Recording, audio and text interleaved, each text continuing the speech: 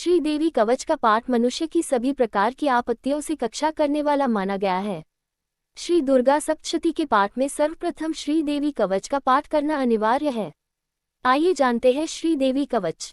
ओम चंडिका देवी को नमस्कार है।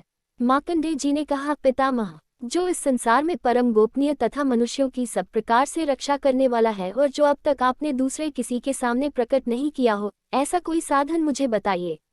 ब्रह्मा जी बोले, ब्रह्मन, ऐसा साधन तो एक देविका कवच ही है, जो गोपनीय से भी परम गोपनीय, पवित्र तथा संपूर्ण प्राणियों का उपकार करने वाला है। महामुने, उसे श्रवण करो। देवी की 9 मूर्तियां हैं, जिन्हें नवदुर्गा कहते हैं। उनके पृथक पृथक नाम बताए जाते हैं। प्रथम नाम शैलपुत्री है, दूसरी मूर्ति का नाम ब्रह्मचारिणी है, तीसरा स्वरूप चंद्रघंटा के नाम से प्रसिद्ध है, चौथी मूर्ति को कुष्मांडा कहते हैं, पांचवी दुर्ग का नाम स्कंदमाता है, देवी के छठे रूप को कात्यायनी कहते हैं, सातवां कालरात्रि और आठवां स्वरूप महागौरी के नाम से प्रसिद्ध है, नवी दुर्ग का नाम सिद्धिदात्री है। ये सब नाम सर्वज्ञ महात्मा वेद भगवान के द्वारा ही प्रतिपादित हुए हैं। जो मनुष्य अग्नि में जल रहा हो, रणभूमि में शत्रुओं से घिर गया हो, विषम संकट में फंस गया हो तथा इस प्रकार भय से आतुर होकर जो भगवती दुर्ग की शरण में प्राप्त हुआ हो, उनका कभी कोई अमंगल नहीं होता। युद्ध के समय संकट में पड़ने पर भी उनके ऊपर कोई विपत्ति नहीं दिखाई देती। उन्हें शोक, दुख और भय की प्राप्ति नहीं होती। जिन्होंने भक्तिपूर्वक देवी का स्मरण किया है, उनका निश्चय ही अभ्युदय होता है। देवेश्वरी, जो तुम्हारा चिंतन करते हैं, उनकी तुम निसंदेह रक्षा करती हो। चामुंडा देवी प्राट पर आरूढ़ होती है, वाराही भैंसे पर सवारी करती है, ऐन्द्रिका वहां ऐरावत हाथी है, वैष्णव देवी गरुड़ पर ही आसन जमाती है, माहेश्वरी वृषभ पर आरूढ़ होती है, कौमारी का वाहन मयूर है, भगवान विष्णु की प्रियतमा लक्ष्मी देवी कमल के आसन पर विराजमान है और हाथों में कमल धारण किए हुए हैं। वृषभ पर आरूढ़ ईश्वरी देवी ने श्वेत रूप धारण कर रखा है। ब्राह्मी देवी हंस पर बैठी हुई है और सब प्रकार के आभूषणों से विभूषित हैं। इस प्रकार ये सभी माताएं सब प्रकार की योग शक्तियों से संपन्न हैं। इनके सिवा और भी बहुत सी देवियां हैं, जो अनेक प्रकार के आभूषणों की शोभा से युक्त तथा नाना प्रकार के रत्नों से सुशोभित हैं। ये संपूर्ण देवियां क्रोध में भरी हुई हैं और भक्तों की रक्षा के लिए रथ पर बैठी दिखाई देती हैं। ये शंख, चक्र, गदा, शक्ति, हल और मूसल, खेटक और तोमर, परशु तथा पाश, कुंड और त्रिशूल एवं उत्तम शौंख, धनुष आदि अस्त्र शस्त्र अपने हाथ में धारण करती हैं। दैत्यों के शरीर का नाश करना, भक्तों को अभयदान देना और देवताओं का कल्याण करना, यही उनकी शस्त्र धारण का उद्देश्य है। महान रौद्र रूप, अत्यंत घोर पराक्रम, महान बल और महान उत्साह वाली देवी, तुम महान भय का नाश करने वाली हो। तुम्हें नमस्कार है। तुम्हारी तरफ देखना भी कठिन है। शत्रुओं का भय बढ़ाने वाली जगदम्बे, मेरी रक्षा करो। पूर्व दिशा में ऐन्द्री इंद्र शक्ति मेरी रक्षा करे। अग्निकोण में अग्निशक्ति, दक्षिण दिशा में वाराही तथा नैऋत्य कोण में खड्गधारिणी मेरी रक्षा करें। पश्चिम दिशा में वारुणी और वायव्य कोण में मृग पर सवारी करने वाली देवी मेरी रक्षा करे। उत्तर दिशा में कौमारी और ईशान कोण में शूलधारिणी देवी रक्षा करे। ब्रह्मानी, तुम ऊपर गगन की ओर से मेरी रक्षा करो और वैष्णवी देवी नीचे जमीन की ओर से मेरी रक्षा करे। शव को अपना वाहन बनाने वाली चामुंडा देवी दसों दिशाओं में मेरी रक्षा करें। जया सामने से और विजया पीछे की ओर से मेरी रक्षा करे। वाम भाग में अजिता और दक्षिण भाग में अपराजिता हमारी रक्षा करे। उद्योतिनी शिखा की रक्षा करे। उमा मेरे मस्तक पर विराजमान होकर रक्षा करे। ललाट में मालाधरी रक्षा करे और यशस्विनी देवी मेरी भौहों का संरक्षण करे। भौहों के मध्य भाग में त्रिनेत्रा और नथुनों की यमघंटा देवी रक्षा करे। ललाट की मालाधरी रक्षा करे और यशस्विनी देवी मेरी भौहों का संरक्षण करे। भौहों के मध्य भाग की देवी त्रिनेत्रा और नथुनों की यमघंटा देवी रक्षा करे। नासिका की देवी सुगंधा और ऊपर के ओंठ की चर्चिका देवी रक्षा करे। नीचे के ओंठ की देवी अमृतकला तथा जिह्वा की रक्षा सरस्वती करे। कौमारी देवी मेरे दांतों की और चंडिका देवी कंठ की रक्षा करें। चित्रघंटा देवी गले की घाटी और देवी महामाया तालु में रहकर हमारी रक्षा करे। कामाक्षी देवी ठोडी की और सर्वमंगला मेरी वाणी की रक्षा करे। भद्रकाली ग्रीवा की और धनुर्धरी पृष्ठवंश में रुदंड की रक्षा करे। कंठ के बाहरी भाग की नीलग्रीवा और कंठ की नली की रक्षा नलकुब्री करे। दोनों कंधों की रक्षा खगिनी और मेरी दोनों भुजाओं की वज्रधारिणी रक्षा करे। दोनों हाथों की दंडिनी और उंगलियों की रक्षा अंबिका करे। शूलेश्वरी नखों की रक्षा करे। कुलेश्वरी कुक्षी पेट में रहकर रक्षा करे। महादेवी दोनों स्तनों की और शोक विनाशिनी देवी मन की रक्षा करे। ललिता देवी हृदय की और शूलधारिणी उदर की रक्षा करे। नाभि की देवी कामिनी और गुह्यभाग की गुहेश्वरी रक्षा करे। पूतना और कामिका लिंग की और महेश्वाहिनी गुदा की रक्षा करे। भगवती कटी भाग में और विंध्यवासिनी घुटनों की रक्षा करे। संपूर्ण कामनाओं को देने वाली महाबला देवी दोनों पिंडलियों की रक्षा करे। नारसिनी दोनों गुत्थियों की और तेजसी देवी दोनों चरणों के पृष्ठभाग की रक्षा करे। श्रीदेवी पैरों की उंगलियों में और तलवासिनी पैरों के तलुओं में रहकर रक्षा करे। अपनी दादों के कारण भयंकर दिखाई देने वाली दष्ट्राक्राली देवी नखों की और ऊर्ध्वकेशिनी देवी केशों की रक्षा करे। रोमावलियों के छिद्रों की देवी कौबेरी और त्वचा की वागीश्वरी देवी रक्षा करे। पार्वती देवी रक्त, मज्जा, वसा, मांस, हड्डी और मेद की रक्षा करे। आंतों की कालरात्रि और पित्त की मुकुटेश्वरी रक्षा करे। मूलाधार आदि कमल कोशों में पद्मावती देवी और कफ में चूड़ामणि देवी स्थित होकर रक्षा करे। नख के तेज की देवी ज्वालामुखी रक्षा करे। जिसका किसी भी अस्त्र से भेदन नहीं हो सकता, वह अभेद्या देवी शरीर की समस्त संधियों में रहकर रक्षा करे। हे ब्रह्मानी, आप मेरे वीर्य की रक्षा करें। छत्रेश्वरी देवी छाया की तथा धर्मधारिणी देवी मेरे अहंकार, मन और बुद्धि की रक्षा करे। हाथ में वज्र धारण करने वाली वज्रहस्ता देवी मेरे प्राण, अपान, व्यान, उदान और समान वायु की रक्षा करे। कल्याण से शोभित होने वाली भगवती कल्याण शोभना मेरे प्राण की रक्षा करे। रस, रूप, गंध, शब्द और स्पर्श इन विषयों का अनुभव करते समय माँ योगिनी देवी रक्षा करे तथा सत्वगुण, रजोगुण और तमोगुण की रक्षा सदा नारायणी देवी करे। वाराही आयु की रक्षा करे। वैष्णवी धर्म की रक्षा करे तथा चक्रिणी देवी मेरे यश, कीर्ति, लक्ष्मी, धन तथा विद्या की रक्षा करे। इंद्राणी, आप मेरे गोत्र की रक्षा करें। चंडिके, तुम मेरे पशुओं की रक्षा करो। महालक्ष्मी मेरे पुत्रों की रक्षा करे और भैरवी पत्नी की रक्षा करे। मेरे पथ की सुपथा तथा मार्ग की क्षेमकरी रक्षा करे। राजा के दरबार में महालक्ष्मी रक्षा करे तथा सब ओर व्याप्त रहने वाली विजया देवी संपूर्ण भयों से मेरी रक्षा करे। हे देवी, जो स्थान कवच में नहीं कहा गया है, रक्षा से रहित है, वह सब तुम्हारे द्वारा सुरक्षित हो, क्योंकि तुम विजयशालिनी और पापनाशिनी हो। यदि अपने शरीर का भला चाहे तो मनुष्य बिना कवच के कहीं एक पग भी न जाए। कवच का पाठ करके ही यात्रा करे। कवच के द्वारा सब ओर से सुरक्षित मनुष्य जहाँ जहाँ भी जाता है, वहाँ वहाँ उसे धन लाभ होता है तथा संपूर्ण कामनाओं की सिद्धि करने वाली विजय की प्राप्ति होती है। वह जिस जिस अभीष्ट वस्तु का चिंतन करता है, उसको निश्चय ही प्राप्त कर लेता है। वह पुरुष इस पृथ्वी पर तुलना रहित महान ऐश्वर्य का भागी होता है। कवच से सुरक्षित मनुष्य निर्भय हो जाता है। युद्ध में उसकी पराजय नहीं होती तथा वह तीनों लोकों में पूजनीय होता है। देवी का ये कवच देवताओं के लिए भी दुर्लभ है। जो प्रतिदिन नियमपूर्वक तीनों संध्याओं के समय श्रद्धा के साथ इसका पाठ करता है, उसे दैवी कला प्राप्त होती है तथा वह तीनों लोकों में कहीं भी पराजित नहीं होता। इतना ही नहीं, वह मृत्यु रहित हो 100 से भी अधिक वर्षों तक जीवित रहता है। मकड़ी, चेचक और कोड़ आदि उसकी संपूर्ण व्याधियां नष्ट हो जाती हैं।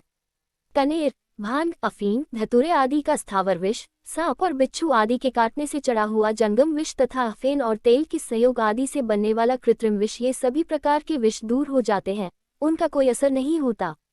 इस पृथ्वी पर मारल मोहन आदि जितने आभिचारिक प्रयोग होते हैं तथा इस प्रकार के मंत्र यंत्र होते हैं, वे सब इस कवच को हृदय में धारण कर लेने पर उस मनुष्य को देखते ही नष्ट हो जाते हैं। यही नहीं, पृथ्वी पर विचरने वाले ग्राम देवता, आकाशचारी देव विशेष, जल के संबंध से प्रकट होने वाले गण, उपदेश मात्र से सिद्ध होने वाले निम्न कोटि के देवता, अपने जन्म से साथ प्रकट होने वाले देवता, कुल देवता, माला, डाकिनी, शाकिनी, अंतरिक्ष में विचरण करने वाली अत्यंत बलवती भयानक डाकिनियां, ग्रह, भूत, पिशाच, यक्ष, गंधर्व, राक्षस, ब्रह्मराक्षस, बेताल, कुष्मांड और भैरव आदि अनिष्टकारक देवता भी हृदय में कवच धारण किए रहने पर उस मनुष्य को देखते ही भाग जाते हैं। कवचधारी पुरुष को राजा से सम्मान वृद्धि प्राप्ति होती है। ये कवच मनुष्य के तेज की वृद्धि करने वाला और उत्तम है। कवच का पाठ करने वाला पुरुष को अपनी कीर्ति से विभूषित भूतल पर अपने सुयस के साथ साथ वृद्धि प्राप्त होता है। जो पहले कवच का पाठ करके उसके बाद सप्तशती चंडी का पाठ करता है, उसकी जब तक वन, पर्वत और काननों सहित ये पृथ्वी टिकी रहती है, तब तक यहाँ पुत्र पौत्र आदि संतान परंपरा बनी रहती है। देह का अंत होने पर वह पुरुष भगवती महामाया के प्रसाद से नित्य परमपद को प्राप्त होता है, जो देवताओं के लिए भी दुर्लभ है। वह सुंदर दिव्य रूप धारण करता और कल्याण शिव के साथ आनंद का भागी होता है। देवी कवच यहाँ पर समाप्त होता है। अर्गला स्तोत्र का पाठ दुर्गा सप्तशती के अंतर्गत किया जाता है। अर्गला स्तोत्र का पाठ श्री दुर्गा कवच के बाद और किलक स्तोत्र के पहले करना चाहिए। आइए जानते हैं अर्गला स्तोत्र। ओम चंडिका देवी को नमस्कार है। माकन जी ने कहा, जयंती, मंगला, काली, भद्रा काली, कपालिनी, दुर्गा, क्षमा, शिवा, धात्री, स्वाहा और स्वधा इन नामों से प्रसिद्ध जगदम्बिके, तुम्हें मेरा नमस्कार है। देवी चामुंडे, तुम्हारी जय हो। संपूर्ण प्राणियों की पीड़ा हरने वाली देवी, तुम्हारी जय हो। सब में व्याप्त रहने वाली देवी, तुम्हारी जय हो। कालरात्रि, तुम्हें नमस्कार है। मधु और कैटब को मरने वाली तथा ब्रह्मा जी को वरदान देने वाली देवी, तुम्हें नमस्कार है। तुम मुझे रूप दो, जय दो, यश दो और काम क्रोध आदि शत्रुओं का नाश करो। महिषासुर का नाश करने वाली तथा भक्तों को सुख देने वाली देवी, तुम्हें नमस्कार है। तुम मुझे रूप दो, जय दो, यश दो और काम क्रोध आदि शत्रुओं का नाश करो। रक्तबीज का वध और चंड मुंड का विनाश करने वाली देवी, तुम मुझे रूप दो, जय दो, यश दो और काम क्रोध आदि शत्रुओं का नाश करो। शुंभ और निशुंभ तथा धूम्रलोचन का मर्दन करने वाली देवी, तुम मुझे रूप दो, जय दो, यश दो और काम क्रोध आदि शत्रुओं का नाश करो। सबके द्वारा वंदित युगल चरणों वाली तथा संपूर्ण सौभाग्य प्रदान करने वाली देवी, तुम मुझे रूप दो, जय दो, यश दो और काम क्रोध आदि शत्रुओं का नाश करो। देवी, तुम्हारे रूप और चरित्र अचिंत्य हैं। तुम समस्त शत्रुओं का नाश करने वाली हो। तुम मुझे रूप दो, जय दो, यश दो और काम क्रोध आदि शत्रुओं का नाश करो। पापों का नाश करने वाली चंडिके, जो भक्तिपूर्वक तुम्हारे चरणों में सर्वदा मस्तक झुकाते हैं, उन्हें रूप दो, जय दो, यश दो और उनके काम क्रोध आदि शत्रुओं का नाश करो। रोगों का नाश करने वाली चंडिके, जो भक्तिपूर्वक तुम्हारी स्तुति करते हैं, उन्हें तुम रूप दो, जय दो, यश दो और काम क्रोध आदि शत्रुओं का नाश करो। चंडिके, इस संसार में जो भक्तिपूर्वक तुम्हारी पूजा करते हैं, उन्हें रूप दो, जय दो, यश दो और उनके काम क्रोध आदि शत्रुओं का नाश करो। मुझे सौभाग्य और आरोग्य दो, परम सुख दो, रूप दो, जय दो, यश दो और काम क्रोध आदि शत्रुओं का नाश। जो मुझसे द्वेष करते हैं, उनका नाश एवं मेरे बल की वृद्धि करो। मुझे रूप दो, जय दो, यश दो और मेरे काम क्रोध आदि शत्रुओं का नाश करो। देवी, मेरा कल्याण करो और मुझे उत्तम संपत्ति प्रदान करो। मुझे रूप दो, जय दो, यश दो और काम क्रोध आदि शत्रुओं का नाश करो। अंबिके, देवता और असुर दोनों ही अपने माथे के मुहूर्त की मणियों को तुम्हारे चरणों पर घिसते रहते हैं। तुम मुझे रूप दो, जय दो, यश दो और मेरे काम क्रोध आदि शत्रुओं का नाश करो। तुम अपने भक्त जन को विद्वान, यशस्वी और लक्ष्मीवान बनाओ तथा रूप दो, जय दो, यश दो और काम क्रोध आदि शत्रुओं का नाश करो। प्रचंड दैत्यों के दर्प का दालान करने वाली चंडिके, मुझ शरणागत को रूप दो, जय दो, यश दो और काम क्रोध आदि शत्रुओं का नाश करो। चतुर्भुज ब्रह्मा जी के द्वारा प्रशंसित चार भुजाधारिणी परमेश्वरी, तुम रूप दो, जय दो, यश दो और मेरे काम क्रोध आदि शत्रुओं का नाश करो। देवी अंबिके, भगवान विष्णु नित्य निरंतर भक्तिपूर्वक तुम्हारी स्तुति करते रहते हैं। तुम रूप दो, जय दो, यश दो और काम क्रोध आदि शत्रुओं का नाश करो। हिमालय कन्या पार्वती के पति महादेव जी के द्वारा पूजित होने वाली परमेश्वरी, तुम रूप दो, जय दो, यश दो और मेरे काम क्रोध आदि शत्रुओं का नाश करो। शचीपति इंद्र के द्वारा सद्भावना से पूजित होने वाली परमेश्वरी, तुम रूप दो, जय दो, यश दो और काम क्रोध आदि शत्रुओं का नाश करो। प्रचंड भुजदंडों वाले दैत्यों का घमंड चूर करने वाली देवी, तुम रूप दो, जय दो, यश दो और मेरे काम क्रोध आदि शत्रुओं का नाश करो। देवी अंबिके, तुम अपने भक्तजनों को सदा असीम आनंद प्रदान करती रहती हो। मुझे रूप दो, जय दो, यश दो और काम क्रोध आदि शत्रुओं का नाश करो। मन की इच्छा के अनुसार चलने वाली मनोहर पत्नी प्रदान करो, जो दुर्गम संसार से तैरने वालों तथा उत्तम कुल में उत्पन्न हुई हो। जो मनुष्य इस स्तोत्र का पाठ करके सप्तशती रूपी महास्तोत्र का पाठ करता है, वह सप्तशती की जप संख्या से मिलने वाले श्रेष्ठ फल को प्राप्त होता है, साथ वह प्रचुर संपत्ति भी प्राप्त कर लेता है। अर्गला स्तोत्रम संपूर्णम। कीलक स्तोत्र का पाठ अर्गला स्तोत्र के बाद किया जाता है। कीलक स्तोत्र का पाठ किए बिना श्री दुर्गा सप्तशती का पाठ फलदायक नहीं होता। अथ कीलकम। मरकांड जी ने कहा, विशुद्ध ज्ञान ही जिनका शरीर है, तीनों वेद ही जिनके तीन नेत्र हैं, जो कल्याण प्राप्ति हेतु हैं, तथा जो अपने मस्तक पर अर्धचंद्र धारण करते हैं, उन भगवान शिव को नमस्कार है। मंत्रों का जो अभिकलक है, अर्थात मंत्रों की सिद्धि में जो विघ्न उपस्थित करने वाले शापरूपी किलक का जो निवारण करने वाला है, उस सप्तशती स्तोत्र को संपूर्ण रूप से जानना चाहिए और जानकर उसकी उपासना करनी चाहिए। यद्यपि सप्तशती के अतिरिक्त अन्य मंत्रों के जप में भी जो निरंतर लगा रहता है, वह भी कल्याण का भागी होता है। उसके भी उच्चाटन आदि कर्म सिद्ध होते हैं तथा उससे भी समस्त दुर्लभ वस्तुओं की प्राप्ति हो जाती है। तथापि जो अन्य मंत्रों का जप न करके केवल इस सप्तशती नामक स्तोत्र से ही देवी की स्तुति करते हैं, उन्हें स्तुति मात्र से ही सच्चिदानंद स्वरूपिणी देवी सिद्ध हो जाती हैं। उन्हें अपने कार्य की सिद्धि के लिए मंत्र, औषधि तथा अन्य किसी साधन के उपयोग की आवश्यकता नहीं रहती, बिना जप के ही उनके उच्चाटन आदि समस्त अभिचारिक कर्म सिद्ध हो जाते हैं। इतना ही नहीं, उनकी संपूर्ण अभीष्ट वस्तुएं भी सिद्ध होती हैं। लोगों के मन में ये शंका भी कि जब केवल सप्तशती की उपासना से अथवा सप्तशती को छोड़कर अन्य मंत्रों की उपासना से भी समान रूप से सब कार्य सिद्ध होते हैं, तब इनमें श्रेष्ठ कौन सा साधन है।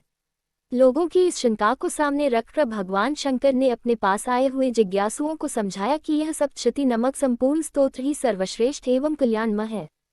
तदंतर भगवती चंडिका के सप्तशती नामक स्तोत्र को महादेव जी ने गुप्त कर दिया। सप्तशती के पाठ से जो पुण्य प्राप्त होता है उसकी कभी समाप्ति नहीं होती, किंतु अन्य मंत्रों के जपजन्य पुण्य की समाप्ति हो जाती है। अतः भगवान शिव ने अन्य मंत्रों की अपेक्षा जो सप्तशती की श्रेष्ठता का निर्णय किया, उसे यथार्थी जानना चाहिए।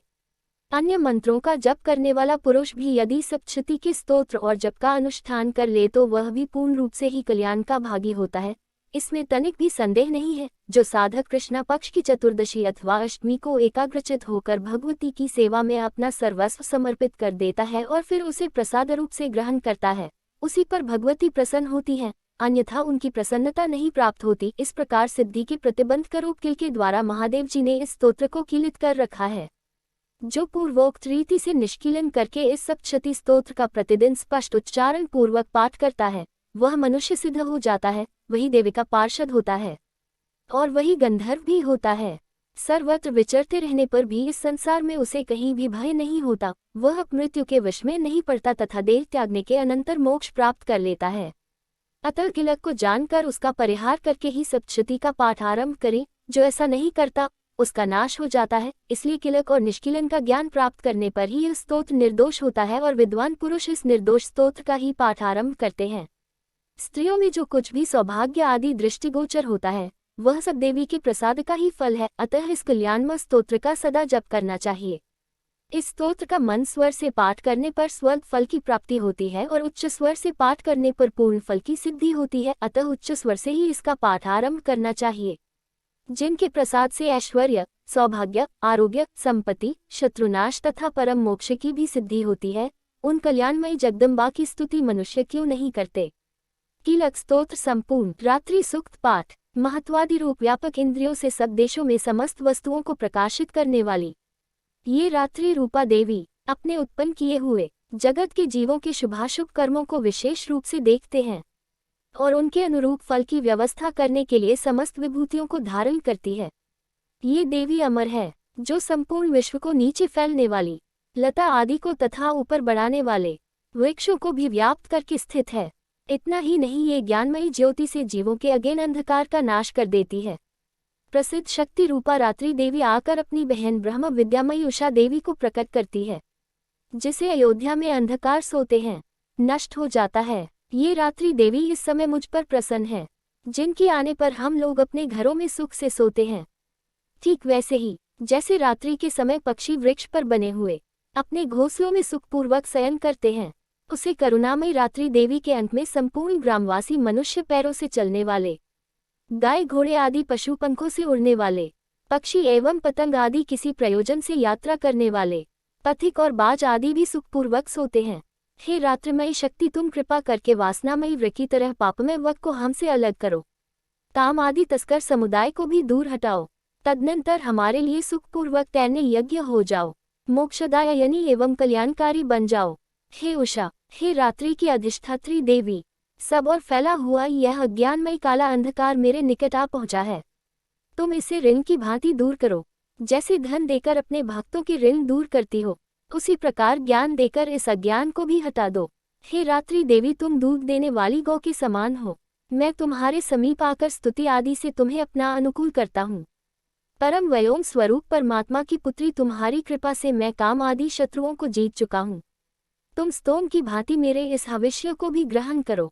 रात्रि सूक्त संपूर्ण।